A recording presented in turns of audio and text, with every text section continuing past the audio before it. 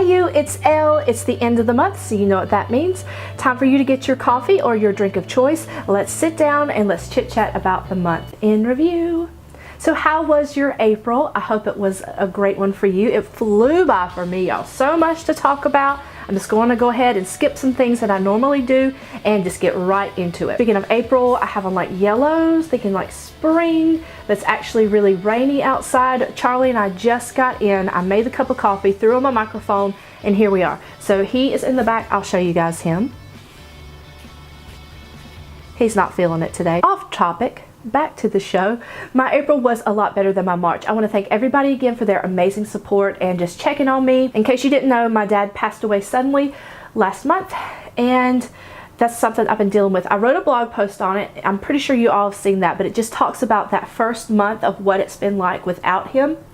And because grief is such a personal thing and it's so private and we don't talk about it, and I wanted people to talk about it. I wanted to not feel alone. So it's like we don't want people to think we're vulnerable, and I wanted to share what that moment has been like, just in case other people are going through the same thing of losing a loved one, and they could possibly be feeling the same thing that I am. And the second part of it is to see how far I've come.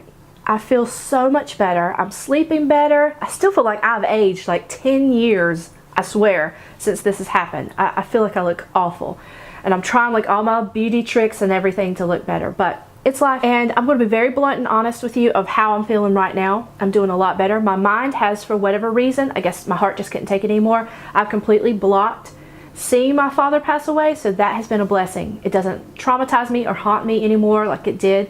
So I'm sleeping better because of it. And the second thing is I've developed a big anxiety towards other people, my loved ones, passing away. And the hardest part of it is worrying about Charlie, because you know he's my baby, that's my boy.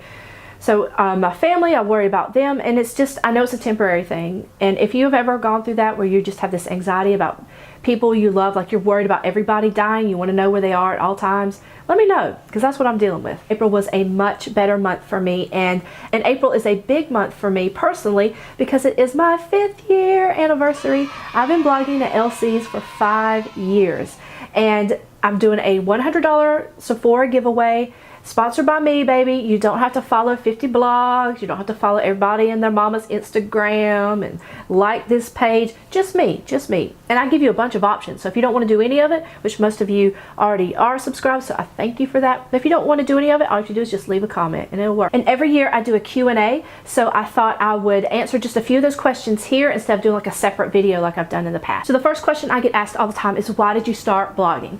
And that is a great question. I've had some sort of a blog, or they were like more like online diaries as we knew them, since '96, and then 2002 I had one for quite a while. I had one, the MySpace ones, you know, I had LiveJournal. It wasn't until I started LC's that I got serious, so that was 5 years ago. I have so many friends that have just let themselves go after having kids, and they're just like, I can't do it anymore. I can't have a beauty routine, or the friends that just never started, and I was always their source of advice, and I wanted to be that source for other people. And I want to be that, give that help of the people who are clueless about makeup, or you're just new, or maybe you've just wanted to learn. You go into the makeup aisle and it's just too intimidating, or you stay away from Sephora because you don't know what to pick out, or maybe it's just too expensive.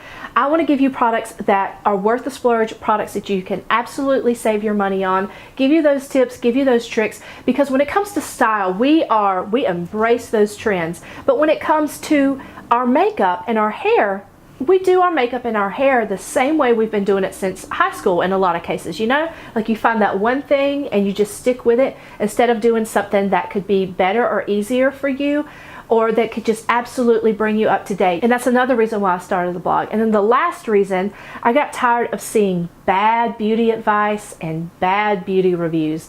I see them every day. There's something about these beauty myths that whether our mom told us when we were little, or we read them in a magazine, and we've just accepted that as the gospel instead of saying, hey, you know, just as we have new styles of clothes to wear, we have new techniques and things that work better.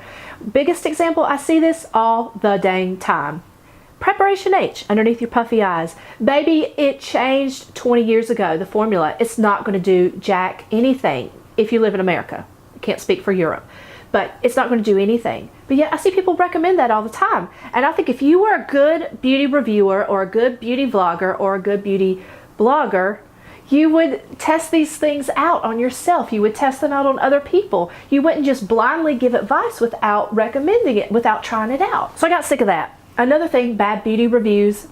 There's a famous blogger and she gave the Revlon lip crayons a bad review because you can't sharpen them. You don't sharpen them, you twist them up from the bottom. I can't stand stuff like that. So I was like, okay, I've got to have a source for everybody. And it is so hard. Those of you that are beauty bloggers, you know that, because we're given unsolicited advice. And people don't want to change. They don't want to accept that they're not, that the way that they look could be better, could be current. I had to start LC's and I've been very thankful for your part in it. My second question is, what's your biggest blogging accomplishment? I've been blessed to have a lot of amazing opportunities with blogging. And I would say my biggest accomplishment though is just being comfortable in front of the camera.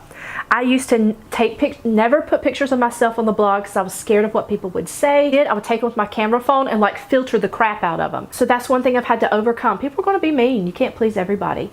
And the second thing was it's so hard to be a beauty blogger and inject your personality into it. I try through my writing, but it's not the same as somebody who writes like a lifestyle or a personal blog. You feel you know them, even if you don't see them. So I wanted to start a YouTube, and I used to get so stressed out doing these that I would I'm getting nervous thinking about it now, but my cheeks would get all red, I would get flustered, my chest would just break out, and I would get like these hives and just itch.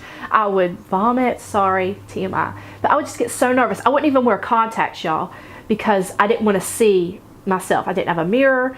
And to know that I've come so far from that and to show my true personality, which once you get to know me, I'm like, this is it. This is it. I'm happy. I'm always trying to make people laugh, and I just, I'm very positive. But in person, because I'm so shy, that first interaction, people think that I'm mad when I'm not. I'm sitting there like this. I'm listening, and people are like, oh, she's so mean. But I'm not. I found that most people that look mean aren't. So there's your word of advice. And then the last question I am going to answer is, where do you get your inspiration for your DIY? And I've always wanted somebody to ask me this question. Sometimes it's from a product that already exists, and I think, well, I can make that myself. I can make it cheaper. I can make it better. And I'm always straight up and honest about that. I'm not trying to, I'll tell you this is inspired by Lush, or this is inspired by the Nivea lip butters, whatever it is. And then sometimes it will just start as one thing, and then it leads to something else. I want to give you 3 examples. First one, that ombre candle back there, that came to me when I was playing with Starburst. I was helping a friend put them into eggs to put into her kid's Easter basket, and I was stacking them up kind of like ombre style, and then I'd unwrapped one, and I'd unwrapped them all actually, and I put them, lined them up, looking at the colors. I was playing with one and trying to pull it apart, chewing on it, and it made me think of waxy. This is waxy, like a candle. But the colors of it look like crayons, candle, waxy, ombre. And I put those things together and came up with that. I know, it's weird, but that's me. That's how I did it. The second example, speaking of ombre, I once did an ombre nail tutorial based on the neck of a Tilex spray bottle. You know what Tilex is, right? And it had this gradient effect of this seafoam green, and that was my inspiration. And speaking of nails, one of my posts for this month that I hope you guys check out is my flash tattoo nail tutorial. Now, if you watch my FabFitFun unboxing video, I talked about that, where I was going to make a mug with the flash tattoos on it, because I have this gold Anthropology mug that I Instagram all the time that has the gold on it. And I was like, okay, well, that was my inspiration. But when I was thinking about what I would have to buy, I need to buy a few mugs. I need to make sure they're unfinished. What kind of coating am I going to put on the mugs? Well, let me just read the directions on how to apply these tattoos anyway. Should I glue them? What should I do? And it said, just add water. I was like, oh, like the little tattoos I put on the 5-year-old, or like the ones I used to put on my nails when I was little, the water decals. Nails. I'll just put it on my nails. Done and done. So that's where I get the ideas for my DIYs. Thank you guys so much for listening to my rambling on that. And now I want to get into this month's IPSY bag. And this month's bag, I love this thing, y'all. I thought this was super cute. And it's pretty durable, because some of the IPSY bags are kind of crappy, but I liked it. So I'm going to share with you what's inside. The first thing I have is this Hikari blush, and this is in the shade Tango. And I thought this was so pretty. I have it on. The next thing I have is Chlorine dry shampoo, and this is a higher end dry shampoo, so I was really excited to try this out. And this has oat milk in it. It's gentle formula. It's for brown to dark hair, which is even better. And it has, I sprayed a little bit on my wrist, but it's kind of like skin tone colored, I guess you could say, so not necessarily brown. But I like this. I've done a lot of posts on all the dry shampoo hacks and ways to apply it. I've got another one coming up. On my nails and on my toes, I have this Julie G polish in Damsel. And I like Julie G polishes. You can get these at Rite Aid. I've been a fan of those. My bonus item that I use with my points, I always forget about those dang points, is my Cha-Cha tint from Benefit. And this is going to be a bit of a kind of a corally color, but it is really, really pretty. It's pigmented. You can put it on your lips, you can put it on your cheeks. Benetint was actually the original red one was the first high-end makeup product that I ever purchased. On my lids, you're not going to be able to really see it, but I have a sample of Nude Dude. This is from The Balm, and it's just a basic kind of a taupey, shimmery shadow, the taupe with that, like the purple undertones to it. Finally, I think that's it. I always feel like I'm missing something in these. I have the Crown brush, and this is an oval concealer. And this one's pretty good. Crown brushes can be hit or miss, but this one is actually pretty good. And you can use it to apply or to put it in.